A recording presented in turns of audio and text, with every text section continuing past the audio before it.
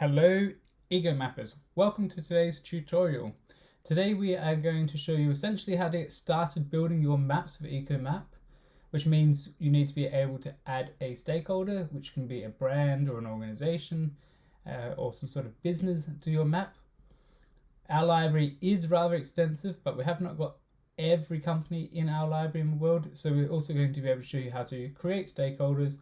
And then finally, we're going to show you how to change a stakeholder image. So if a logo attached to a stakeholder is incorrect, you'll be able to adjust that to a logo that you feel is appropriate. Let's get started. So once you log into the application, you will be presented with a page that looks much like this. As this is my current page, you can see that I have some maps in the top left-hand corner that I've been working on. And we also have the opportunity here to create a new map. That is only needed once we're done with the page that we're working on right now, and as we're not, we don't need to do that. On the left hand side, we also have some of the fantastic tools and features that we offer at EcoMap. These we will go through in future tutorials and show you how to use them to make your maps nicer and more understandable. And on the right hand side, we have our stakeholder section. This is our library of stakeholders. We have over 100,000 stakeholders sitting in our library at the moment, and that is growing by the day. So the first thing we are going to do, we want to add a brand or a stakeholder or an organization. And to do that, as I showed you just before, we click on this arrow and we are presented with a library of stakeholders. Now obviously all stakeholders aren't going to be present in the first page, and we don't expect everybody to search through these stakeholders.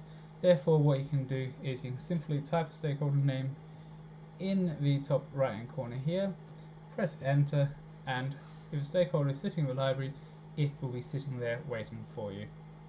To move that stakeholder from a library onto the map, all you need to do is click on it and hold, and then drag it over onto the map. Once we do that, we'll see the background image disappear, and now we have started a map successfully. Okay, so the next step is to have a look at what to do if the stakeholder we are looking for does not appear in our library. So we follow the exact same procedure. We click on the arrow on the right hand side of the screen, which opens up the library.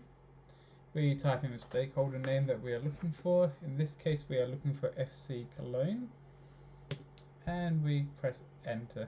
Now, if the stakeholder is not in the library, we will see this prompt come up here that it does not appear in the library, but we have the opportunity to create the stakeholder. So we'll click on that there, and then we already see that our search has already been able to find the correct logo for FC Cologne. If we like, we can type in website name here and we can press create. Our stakeholder then appears on the right hand side of the screen.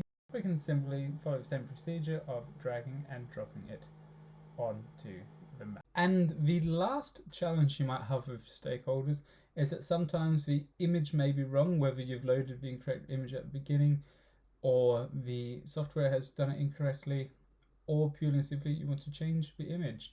So here for our example, we're going to again work with FC Bayern Munich. As you can see, they are not Manchester United, so we want to adjust the logo for that there. So the way to do that is we click onto the stakeholder and we see this pop-up appear, and we can edit the information here. So we'll be prompted by another pop-up. Are we currently working at FC Bayern Munich, or is this our company?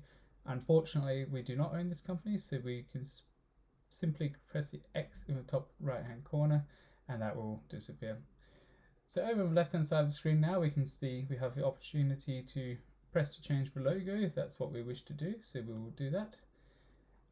And then straight away we can see a range of options come up.